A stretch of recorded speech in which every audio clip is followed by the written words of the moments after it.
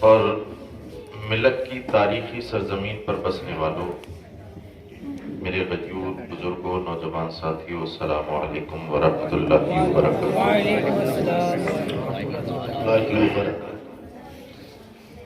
الحمد للہ الذی زین النبیین بحبیبہ المصطفیٰ ومن علی المؤمنین بنبیہ المجتبیٰ والصلاة والسلام علی محمد الخیر الورى وعلى آلہ واصحابہ الذین هم اہل التقوى۔ اما بعد فاعوذ باللہ من الشیطان الرجیم، بسم اللہ الرحمن الرحیم۔ من اعرض عن ذکری فإن له معیشة ضنکا ونحشره یوم القیامة اعمی۔ صدق اللہ مولانا العظیم وبلغنا رسوله النبی الامین الکریم، ونحن علی ذلک لمن الشاہدین والشاکرین والحمد للہ رب العالمین۔ آواز بڑھاؤ اس کی، جتنی بڑھا سکتے ہو بڑھاؤ۔ معزز سامعین، آئیے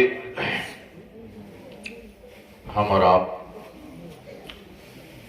اس محفل میں مزید روحانیت پیدا کرنے کے لیے اپنے اور ساری کائنات کے مرکز عقیدت حضور احمد مجتبیٰ محمد مصطفیٰ ارواح نافذہ صلی اللہ تعالیٰ علیہ وسلم کی بارگاہ میں درود و سلام کی نظریں پیش کریں۔ پڑھیے بآواز بلند درود پاک۔ اللہم صلی علی سیدنا و شفیعنا و حبیبنا و مولانا محمد مبارک وسلم، صلاۃ و سلام علیک یا رسول اللہ صلی اللہ تعالیٰ علیہ وسلم۔ لائق مبارکباد ہیں یہاں پر بیٹھے تمام خواتین و حضرات کہ اللہ رب العزت نے انہیں اپنا ذکر سننے کی توفیق عطا فرمائی،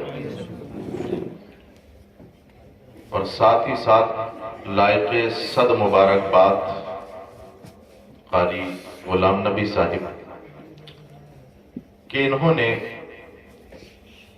اللہ رب العزت کی عطا کردہ نعمت کے اظہار تشکر کے لیے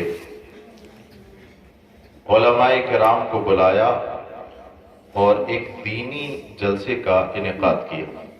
جی، دینی پیرا روی کے اس دور میں کہ جہاں انسان رب رسول کا باغی ہے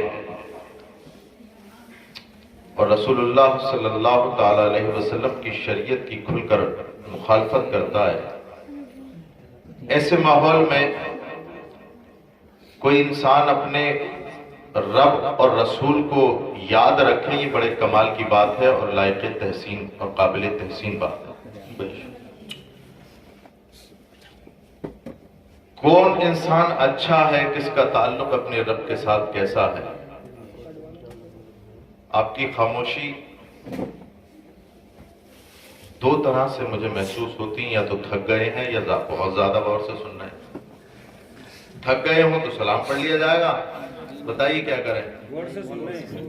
اللہ آپ کی سماعتوں کو سلامت رکھے۔ شادیوں کی جو محفل ہیں وہ عموماً لیٹ ہی ہوتی ہیں، یہ مت دیکھیے کہ ٹائم کتنا ہو رہا ہے، لیکن مجھے اس کا احساس ہے، یہ مت سمجھنا کہ صوفے پہ بیٹھ گئے پتہ نہیں کتنی دیر بولے، ہے نا؟ کچھ دیر آپ سے گفتگو رہے گی۔ ٹھنڈ زیادہ ہے، اصل میں ایک شامیانہ آپ کی طرف بھی ہونا چاہیے تھا تاکہ جو ہے سردیوں سے بچ جاتے، تیز ہوا سے بچ جاتے۔ خیر،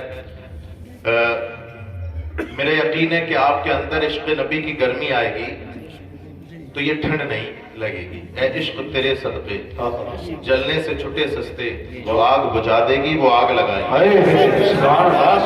عشق نبی کی آگ لگا لو اپنے اندر تو یہ دنیا کی ٹھنڈی ہوائیں تمہارا کچھ نہیں بگاڑ سکتی۔ میں کہہ رہا تھا کہ انسان کا اس کے رب کے ساتھ کیسا تعلق ہے۔ اگر آپ کو دیکھنا ہو تو اس کا خوشی کا اظہار دیکھ لیں. اللہ رب العزت جب اسے نعمت دیتا ہے جی تو اس کی ادائیگی اظہار تشکر وہ کس صورت میں کرتا ہے؟ آیا کہ وہ گانے اور باجوں کے ساتھ اس نعمت کا ماد اللہ شکر ادا کرتا ہے؟ ڈی جے باجے بجا کر کے جو ہے اظہار کرتا ہے؟ رب رسول کا باغی بن کر کے اظہار کرتا ہے؟ یا پھر یہ کہ علماء کرام کو بلا کر، علماء ربانیین کو بلا کر کے ایک محفل کا انعقاد کرتا ہے اور لوگوں کو یہ بتاتا ہے کہ لوگوں اللہ کی نعمت کا شکر اس طرح بھی ہو سکتا ہے. بلکہ میں تو یہ کہوں گا کہ ایسے موقع پر علماء کرام کو بلا کر کے محفل سجانا یہ اس بات کی طرف اشارہ ہے کہ اللہ کا شکر اسی طرح سے ادا کیا جا سکتا ہے. کیونکہ فتنے اور فساد کے اور دینی بیرا روی کے اس دور میں کہ جب انسان چاروں طرف خرافات میں گھرا ہو لیکن ایسا کوئی انسان اللہ اور اس کے رسول کے اطاعت کے لیے تیار ہو جائے، تو میرے ذہن میں ایک حدیث آتی ہے. سرکار ارشاد فرماتے ہیں من تمسک بسنتی عند فساد امتی فلہ اجر مثل مئات شہید. سرکار ارشاد فرماتے ہیں کہ جب لوگ میری سنتوں کو چھوڑنے کے عادی بن جائیں، ایسے وقت میں کوئی کھڑا ہو اور وہ میری سنت کو زندہ کر دے، اللہ اسے 100 شہیدوں کی شہادت کا ثواب عطا فرمائے. نعرہ تکبیر، نعرہ رسالت، علماء اہل سنت، بابا مفتی سید ریحانی صاحب قبلہ. آپ دیکھیں ابھی میں جب اس گاؤں میں آیا تو مفتی افتخار ذوالفقار صاحب کی بڑی تعریفیں ان کے مقتدیوں نے کی کہ ماشاءاللہ یہ بہت اچھا کام کر رہے ہیں. مجھے بڑی خوشی ہوئی اور خوش ہونے کی بات بھی ہے جی کہ ورنہ تو آپ نے ماحول دیکھا ہے نا کہ اگر بیٹے کی شادی انہیں کرنی ہے تو یہ امام تو امام پیر بھی کچھ نہیں کر پاتا ڈی جے بجوانے پر جی. اور جب دماغ میں بیٹھ گئی کہ ڈی جے بجانے ہیں، ناچنے والوں کو بلوانا ہے، تو نہ تو کسی عالم کی سنتا، نہ کسی پیر کی سنتا، نہ کسی امام کی. اور امام تو ہے کتنے دن کا مہمان. اگر اس نے زیادہ یا 3 یا 4 بار اس سے کہہ دیا کہ للہ کی شادی آ رہی ہے ڈی جے مت بجانا، تو امام صاحب سے دشمنی رکھ لی. اور دشمنی اس حد تک پہنچی کہ 1 مہینے شادی ہونے کے 1 مہینے کے بعد امام صاحب کا بستر بند گیا. یہ بتاؤ اگر تم اپنی شادیوں میں گانے اور باجے نہیں کرو گے تو کیا ان کا فائدہ نہیں؟ یہ فائدہ کس کا ہے؟ یہ فائدہ تمہارا ہے، یہ فائدہ تمہاری قبر کا ہے، یہ فائدہ تمہارے حشر کا ہے. ورنہ تو ہم نے ایسا دیکھا ہے، بہنوئیوں کو دیکھا، ننسالیاں کو دیکھا، بھاتائیوں کو دیکھا، اڑ گئے کہ اگر ڈی جے بجے گا تبھی بیٹھیں گے شادی میں، ہے نا مفتی صاحب؟ بہنوئی اڑ گیا. اب بہنوئی تو پردھان منتری سے کم تھوڑی ہوتا، اس کی تو ماننی پڑے گی، اس کی ماننی پڑے گی. چاہے بیچارہ لون لے، ادھار لے، زمین بیچے، زمین بیچ کے ہی تو اس کا پیٹ بھرا تھا. اب یہ پھر بھی نہیں چین سے آیا اور ہر وقت میں آنے والے ہر خوشی میں کوئی نہ کوئی اپنی خرافات کر دیتا ہے. ایسا نہیں ہوا تو میں ایسا کر دوں گا، آپ کی لڑکی کو نہیں بھیجوں گا، میں شامل نہیں ہوں گا. تو بیچارہ سسر اپنی لڑکی کی محبت میں نہ جانے کیا کیا کر بیٹھا. لیکن یہ تمام ناجائز باتوں کو پورا کرنے والے سسر ہو یا کوئی بھی رشتہ دار کان کھول کے سن لے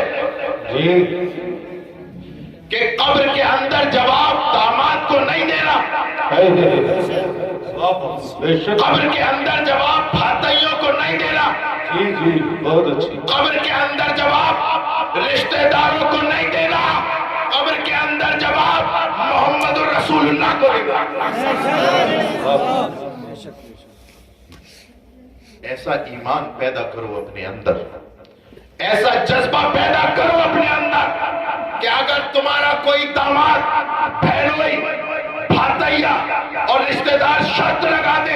کہ جب تک ڈی جے نہیں بجیں گے ہم شامل نہیں ہوں گے، جب تک کہ ڈانس نہیں ہوگا ہم شامل نہیں ہوں گے۔ تم کھڑے ہو اور ان سے بتاؤ ارے شامل ہونا ہے تو شامل ہو، اور اگر نہیں ہونا ہے تو شوق سے شامل مت ہونا، اس لیے کہ یہ دروازہ کسی عیار و مکار کا نہیں، رسول اللہ کے وفادار کا ہے۔